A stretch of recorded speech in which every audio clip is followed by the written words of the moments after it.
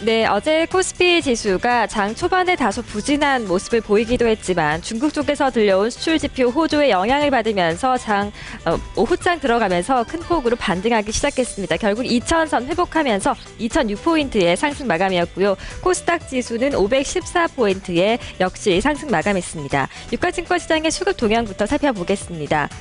외국인과 기관 쪽에서 동반 매도세가 나왔습니다. 특히 기관 쪽의 매도 물량이 많았는데 423억 원으로 최종 집계가 됐고 금융 투자를 중심으로 한 매도세가 몰렸습니다. 반면 개인 쪽에서는 435억 원을 순매수했습니다. 코스닥 시장도 살펴보겠습니다.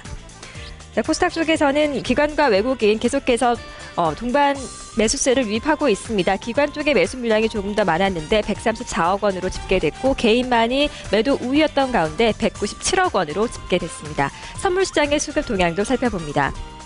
선물시장 쪽에서는 외국인 그리고 개인 쪽에서 매수세를 유입시켰습니다. 특히 외국인 쪽에서 483계약을 매수했고 기관 쪽에서 916계약을 매도했습니다. 옵션 만기를 맞은 데 비하면 증시에 큰 부정적인 영향은 없었던 것으로 평가가 되고 있습니다. 어제장 외국인과 기관이 어떤 종목들을 많이 매수하고 또 매도했는지 살펴보도록 하겠습니다. 외국인의 순매수 상위 종목입니다. 1위 한국전력이 올라와 있습니다. 어제 시가총액 상위 종목들 가운데 단연 눈에 띄는 흐름을 연출했는데요. 잠시 후 특징적으로 좀 살펴보도록 하겠습니다. 어제 전기전자 업종의 흐름 좋았습니다. 삼성전자가 코스피 지수와 흐름을 나란히 하면서 6거래일 만에 반등에 성공했는데 외국인 쪽에 매수세가 많이 유입이 됐고 태양광주의 동반 강세도 연일 눈에 띄고 있습니다. OCI 외국인의 순매수 3위권에 이름 올리고 있습니다. 이어서 하나금융지주와 현대건설의 순으로 외국인이 사들였습니다. 기관 쪽에서는 호남석유를 가장 적극적으로 매수했습니다. SK하이닉스와 한국가스공사 2위와 3위에 올라와 있고 현대모비스가 4위, 마지막으로 락앤락은 기관의 순매수 5위에 이름을 올렸습니다. 순매도 종목들도 이어서 살펴보겠습니다. 외국인 쪽에서는 현대모비스를 가장 많이 매도했습니다. 이어서 NC소프트가 올라와 있는데요. 어제장에서 코스피 시장과 코스닥 지수 모두 게임주가 동반 약세를 기록했습니다. 게임 규제 강화에 대한 우려가 불거지고 있고 유가증권 시장에서는 NC소프트의 낙폭이 컸습니다. 이어서 LG디스플레이와 LG전자의 순으로 외국인이 매도했는데요. 5위에는 아모레퍼시픽이 올라와 있습니다. 기관 쪽에서는 NHN을 가장 많이 매도했고 하나금융지주와 LG전자 역시 매도세를 받았습니다. 마지막으로 SK이노베이션과 현대위아가 각각 4, 5위권에 이름을 올리고 있습니다.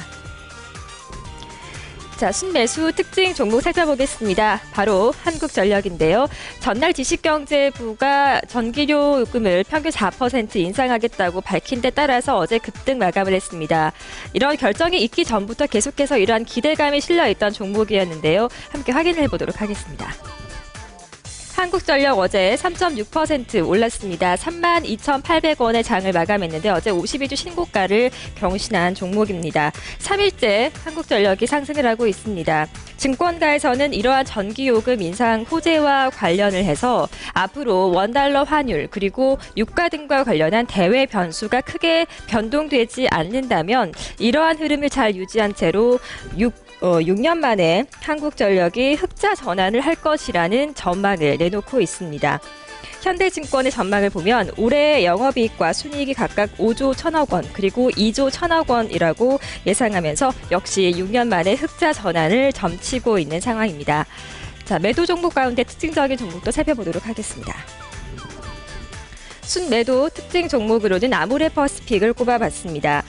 이 종목 같은 경우는 2.8%가 어제 조정이 나왔는데요. 특히 외국인 쪽에서 많이 매도를 했습니다. 아모레퍼시픽의 주가를 확인해 보겠습니다. 어제 2.8%가 하락했습니다. 34,000원 내려가면서 117만 5천원에 마감을 했는데요. 역시 3일째 조정이 나오고 있는 종목입니다. 외국인이 만여주를 매도하면서 순매도 종목 5위에 이름을 올렸는데요. 전날 신한금융투자 쪽에서 실적과 관련한 부정적인 전망을 내놓은 점이 악재가 됐습니다. 4분기 예상치를 밑도는 실적이 나올 것이다라고 예상하고 있는데요. 4분기 영업이익은 지난해 같은 기간보다 14%가 증가한 624억 원으로 보인다면서 시장의 예상치를 밑돌 것이다라고 전망하고 있습니다. 그중 가장 큰 이유는 방문 판매 채널에서의 실적이 미미했기 때문이다라고 분석을 하고 있는데요. 앞으로 나올 4분기 실적에 주목이 되고 있습니다. 어제 마감한 국내 증시 수급 동향 살펴봤습니다.